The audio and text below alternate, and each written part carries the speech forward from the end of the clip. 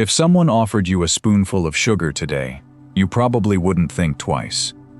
It's in your coffee, your bread, your soda, your ketchup, even foods that don't taste sweet.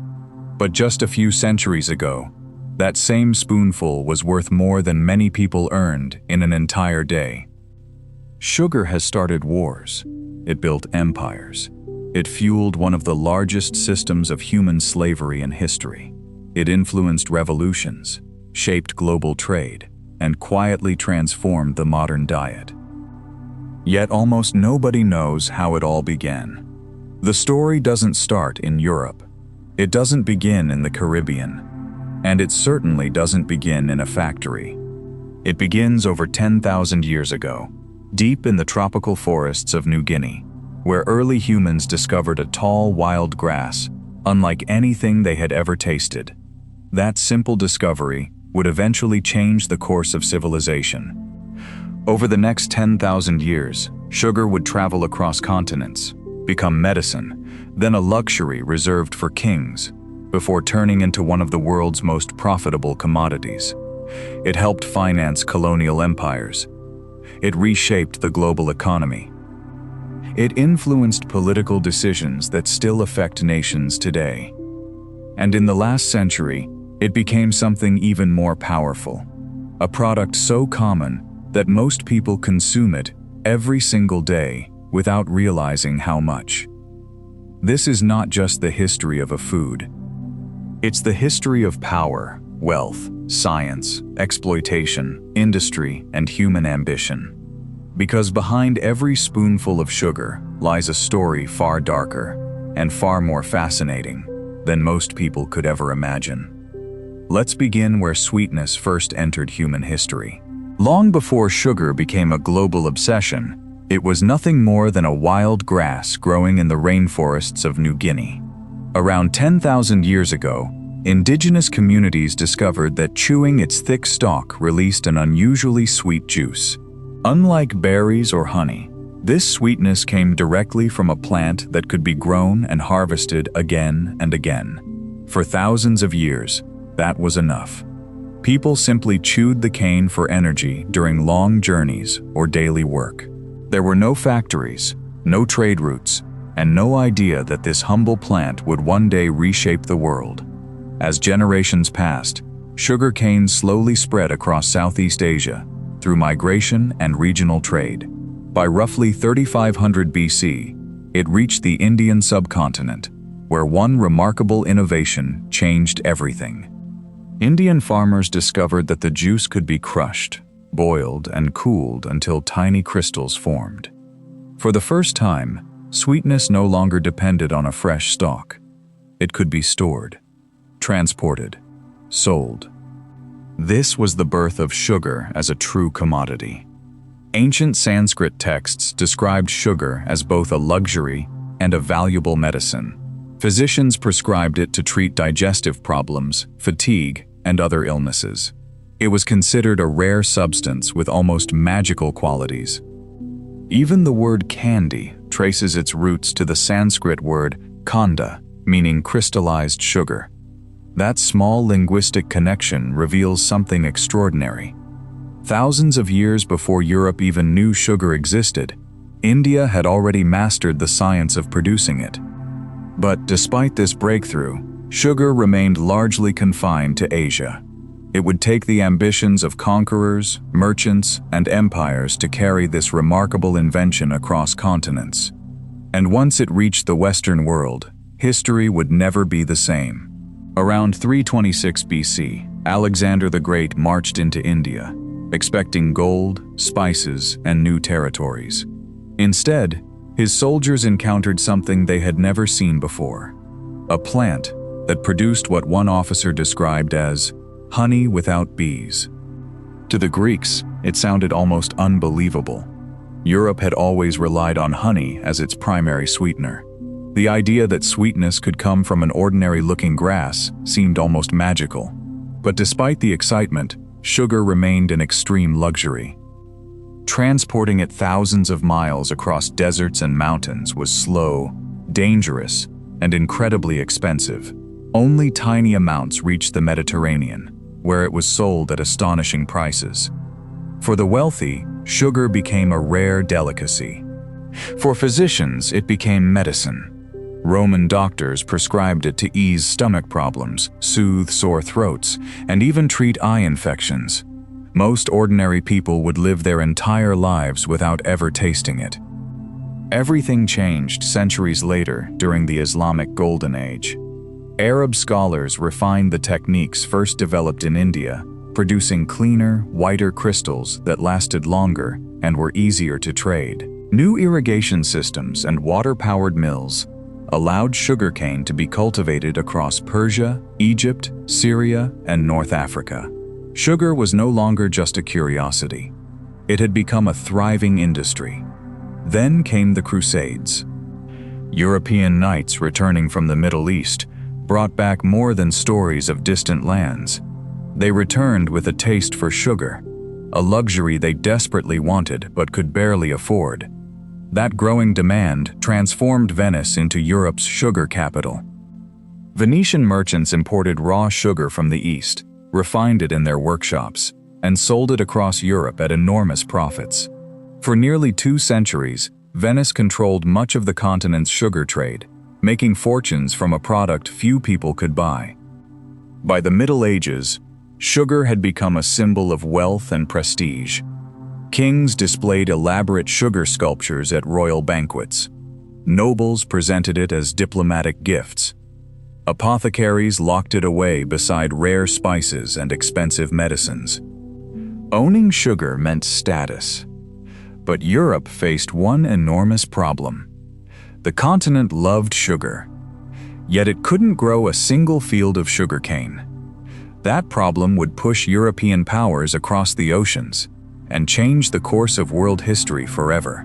By the 1400s, Europe's appetite for sugar had become impossible to satisfy through trade alone.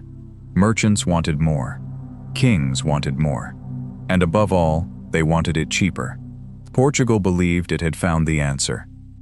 As Portuguese explorers claimed islands in the Atlantic, Madeira, São Tomé, and the Canary Islands, they discovered ideal conditions for growing sugarcane. Warm weather, fertile soil, and long growing seasons made these islands perfect for large-scale plantations. For the first time, Europeans could produce sugar under their own control. The profits were extraordinary. But there was one major obstacle. Sugar was incredibly labor-intensive. Every stalk had to be planted by hand, cut at exactly the right moment, and rushed to the mill before the juice spoiled.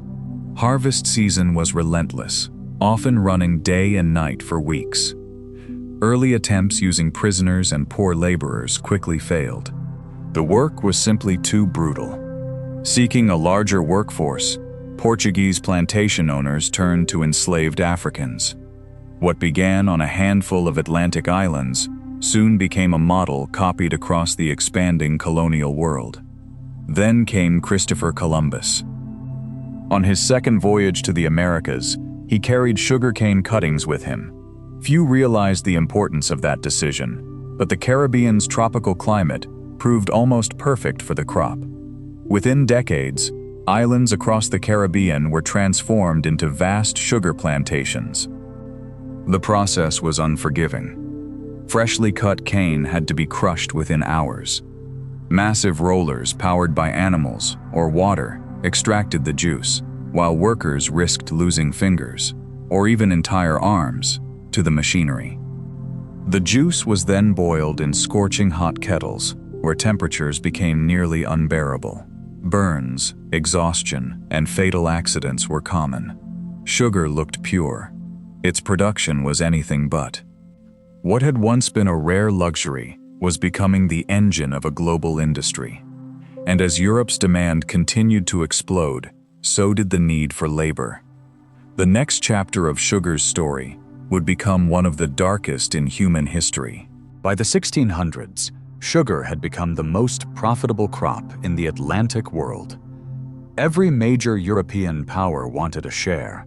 England, France, Spain, Portugal, the Netherlands. They raced to seize islands across the Caribbean. not for gold, but for something that proved even more valuable: sugar. Tiny islands like Barbados and Jamaica were transformed into enormous plantation economies.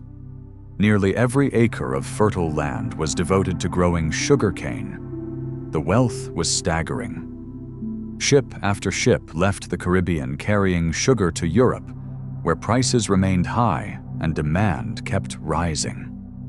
But behind every shipment was an unimaginable human cost. Millions of enslaved Africans were captured, forced onto overcrowded ships, and transported across the Atlantic. For many, the journey itself was deadly. Those who survived arrived on plantations where life was brutally short. From sunrise until long after sunset, they planted, harvested, carried, crushed, and boiled sugarcane under extreme heat. Injuries were common, disease spread quickly, and punishment was harsh. On many plantations, owners viewed enslaved workers as disposable assets rather than human beings. Replacing exhausted workers was often considered cheaper than improving their living conditions. Between the 1500s and the 1800s, approximately 12 million Africans were transported across the Atlantic through the slave trade. A significant portion of them ended up working on sugar plantations. Sugar was no longer just another commodity. It had become the economic engine that powered the transatlantic slave trade. The profits reached far beyond the Caribbean. Banks financed plantations. Insurance companies protected slave ships. European ports flourished. Governments collected taxes. Entire cities grew wealthy from the global sugar economy. Every shipment strengthened imperial power, while every plantation expanded the demand for enslaved labor. Few products in history have connected wealth and human suffering so directly. The sweetness enjoyed in European homes came at a price paid by millions of people an ocean away. And as sugar consumption continued to rise, its influence spread beyond plantations. It began reshaping politics, economies, and even the future of entire nations. By the 1700s, sugar was no longer a luxury reserved for kings. It was becoming part of everyday life. No country embraced it more enthusiastically than Britain. At first, the average person consumed only a few pounds of sugar each year. But as Caribbean plantations expanded and production soared, prices fell dramatically. What had once been a symbol of wealth slowly became affordable for ordinary families. Then came a simple habit that transformed an empire: tea. Britain was importing enormous quantities of tea from China, but many people found it bitter.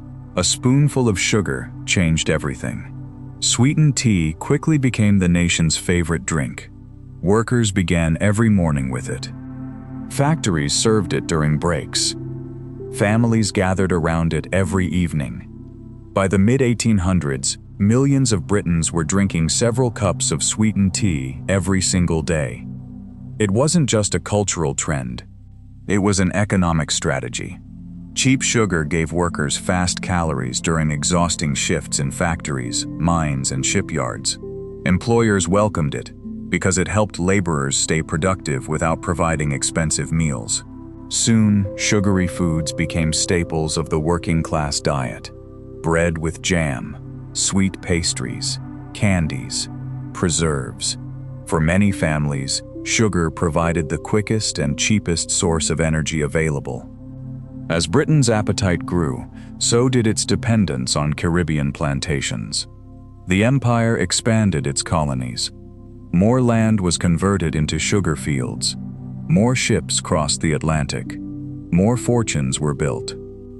By the late 1700s, sugar had become one of the most valuable commodities in the British Empire, generating enormous wealth for merchants, plantation owners, and investors.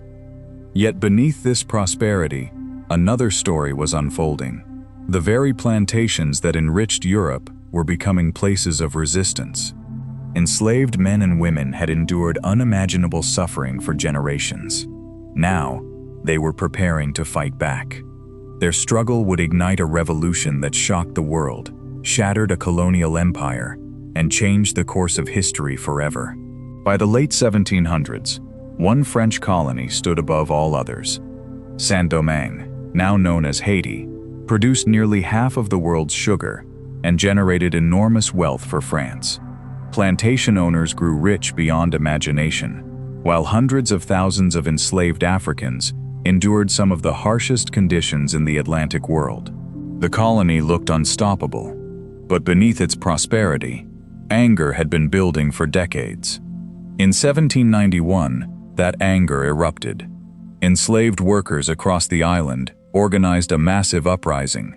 Plantation houses were burned, sugar mills were destroyed. Fields that had produced fortunes for Europe went up in flames. What began as a revolt quickly became a revolution. France, Spain, and Britain all attempted to crush the rebellion, sending thousands of soldiers to reclaim the colony. Yet despite facing some of the world's most powerful armies, the rebels refused to surrender. After more than a decade of brutal fighting, they achieved what many believed was impossible. In 1804, Haiti declared its independence, becoming the first independent Black republic in the Western Hemisphere and the only nation founded through a successful large-scale slave revolution. The victory sent shockwaves across the globe. European plantation owners feared similar uprisings in their own colonies. Governments tightened security. Merchants worried about collapsing sugar supplies. And Napoleon Bonaparte suddenly faced a serious problem. France had lost its richest colony. Without Haiti's sugar profits, maintaining a vast empire in North America became far less practical. Just 1 year earlier, in 1803, Napoleon had sold the Louisiana Territory to the United States, a deal that doubled the size of the young nation and permanently reshaped North American history. Few people realized that sugar played a role in that decision. The fall of Haiti did more than disrupt the sugar trade.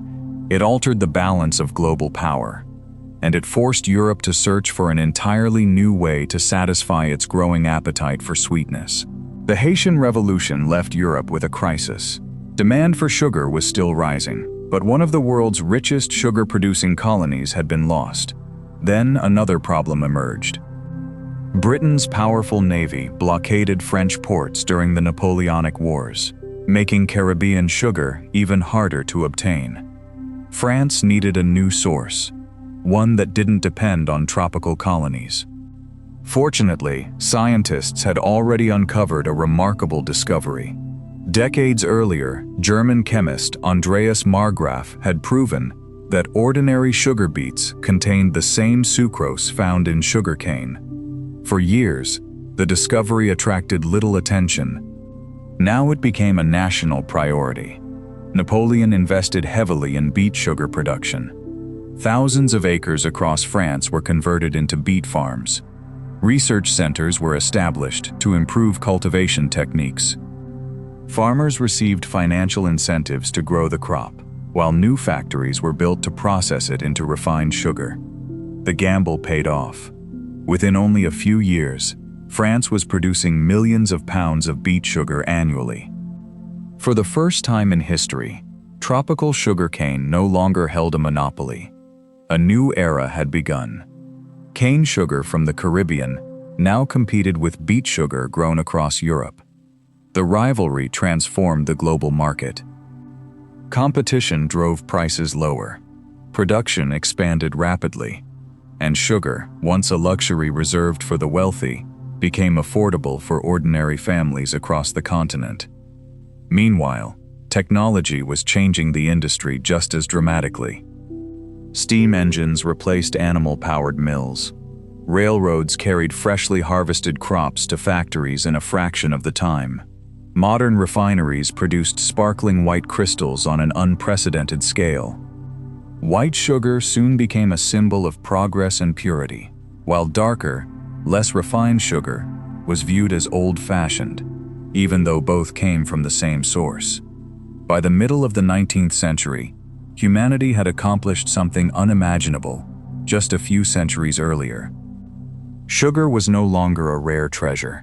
It had become one of the cheapest and most abundant foods on Earth, and that abundance would completely transform the way people ate for generations to come. By the late 1800s, sugar had completed one of the most remarkable transformations in history. It was no longer a luxury for royalty. It was an everyday necessity. Factories could refine enormous quantities at low cost, allowing sugar to appear in foods that previous generations could never have imagined. Bakeries produced inexpensive cakes and pastries. Candy became affordable for children. Fruit preserves and jams found their way into ordinary households.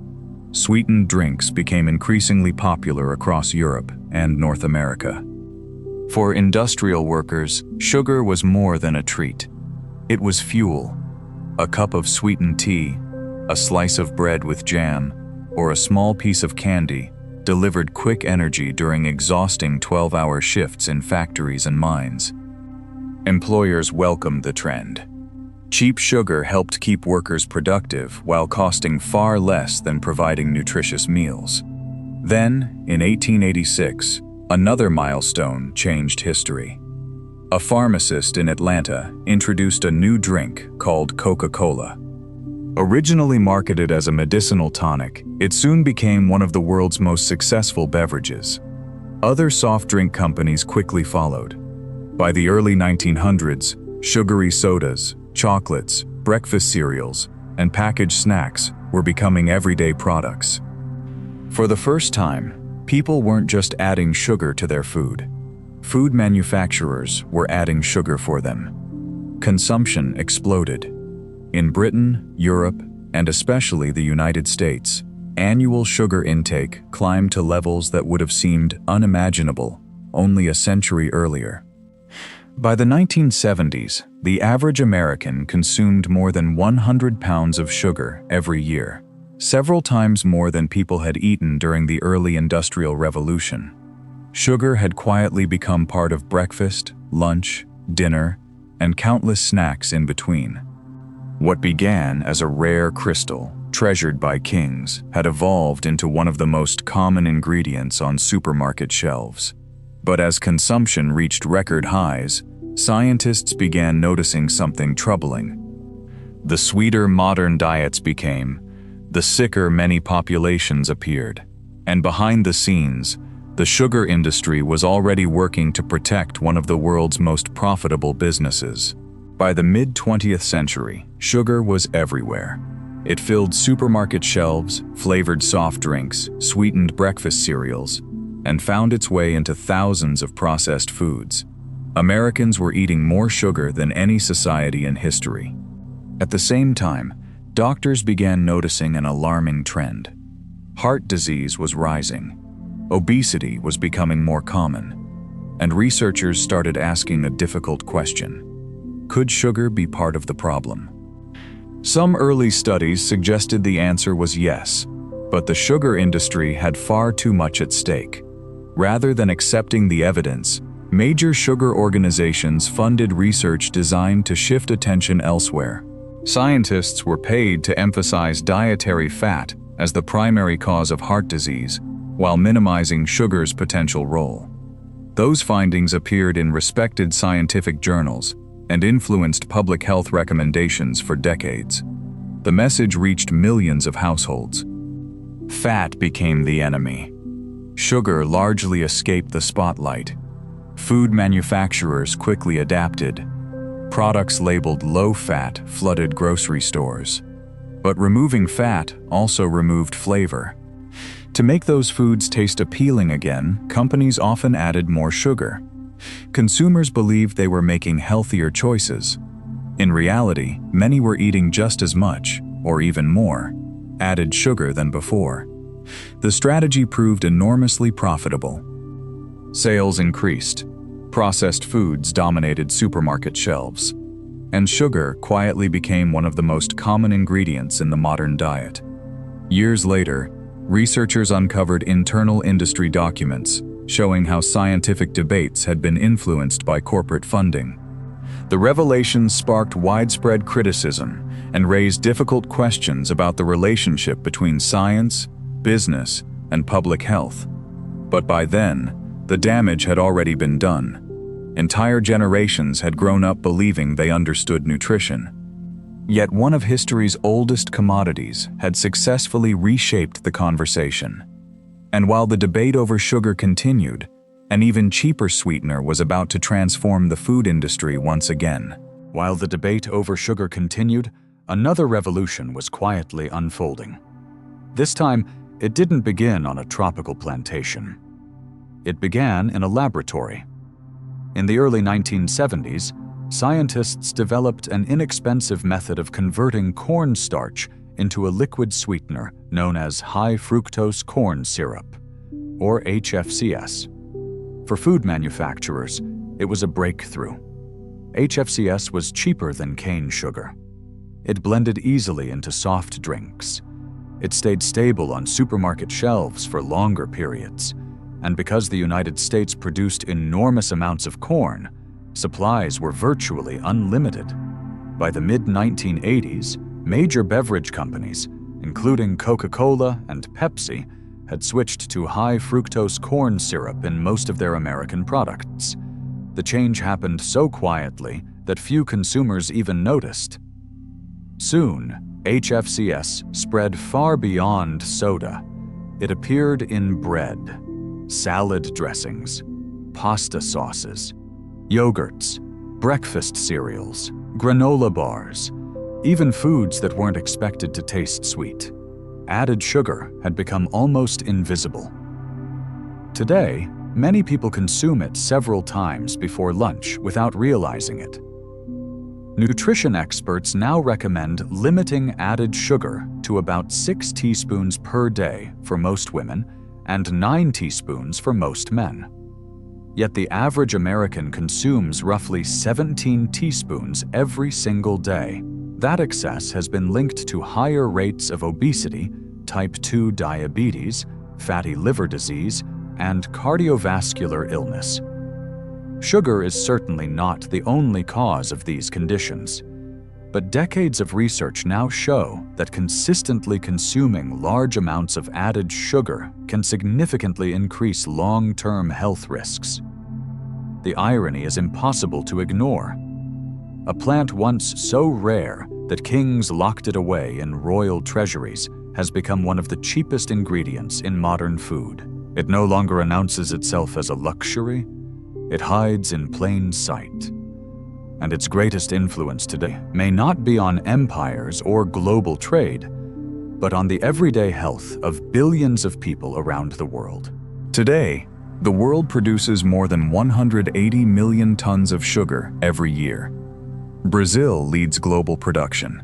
India, the birthplace of crystallized sugar thousands of years ago, remains one of the world's largest producers. And nearly every country on Earth consumes sugar in one form or another. Some governments have begun taking action. Mexico introduced a tax on sugary drinks and saw consumption decline. The United Kingdom encouraged manufacturers to reduce sugar in beverages through nationwide regulations. Several American cities have adopted similar policies, hoping to slow the rise of obesity and diabetes. But sugar remains deeply woven into modern life. It is no longer simply an ingredient. It is part of a global industry worth hundreds of billions of dollars. It shapes agriculture, international trade, food manufacturing, public health, and even government policy. Few products in history have left such an extraordinary mark on civilization. What began as a wild grass in the forests of New Guinea traveled across continents and transformed into a force that built fortunes, financed empires, fueled the transatlantic slave trade, inspired revolutions, accelerated industrialization, and permanently changed the way humanity eats. For thousands of years, sugar represented wealth. Then it represented power. Today, it represents convenience. Yet behind every spoonful lies a story that spans more than 10 millennia, a story of discovery, innovation, ambition, exploitation, and survival. The next time you stir sugar into your coffee or open a bottle of soda, or pick up a packaged snack from a supermarket shelf. Remember that you're holding far more than a sweetener. You're holding one of the most influential commodities in human history, a simple tropical grass that quietly helped shape the modern world. If you enjoyed this journey through history, be sure to subscribe and join us for more deep dives into the hidden stories behind the everyday things we often take for granted. Until next time, thanks for watching.